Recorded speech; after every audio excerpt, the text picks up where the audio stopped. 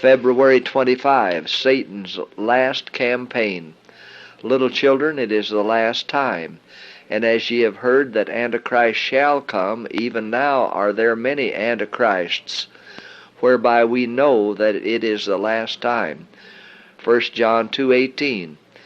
The enemy is preparing for his last campaign against the church. He has so concealed himself from view that many can hardly believe that he exists, much less can they be convinced of his amazing activity and power. Man is Satan's captive and is naturally inclined to follow his suggestions and do his bidding. He has in himself no power to oppose effectual resistance to evil. It is only as Christ abides in him by living faith that man may venture to face so terrible a foe. Every other means of defense is utterly vain. It is only through Christ that Satan's power is limited. This is a momentous truth that all should understand. Satan is busy every moment, going to and fro, walking up and down in the earth, seeking whom he may devour. But the earnest prayer of faith will baffle his strongest efforts. Satan hopes to involve the remnant people of God in the general ruin that is coming upon the earth.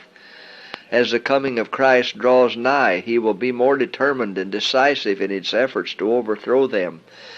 Men and women will arise professing to have some new light or some new revelation whose tendency is to unsettle faith in the old landmarks. Their doctrines will not bear the test of God's word, yet souls will be deceived. False reports will be circulated, and some will be taken in this snare. We cannot be too watchful against every form of error, for Satan is constantly seeking to draw men from the truth. Some men have no firmness of character. They are like a ball of putty and can be pressed into any conceivable shape. This weakness, indecision, and inefficiency must be overcome. There is an indomitableness about true Christian character which cannot be molded or subdued by adverse circumstances. Men must have moral backbone and integrity which cannot be flattered, bribed, or terrified.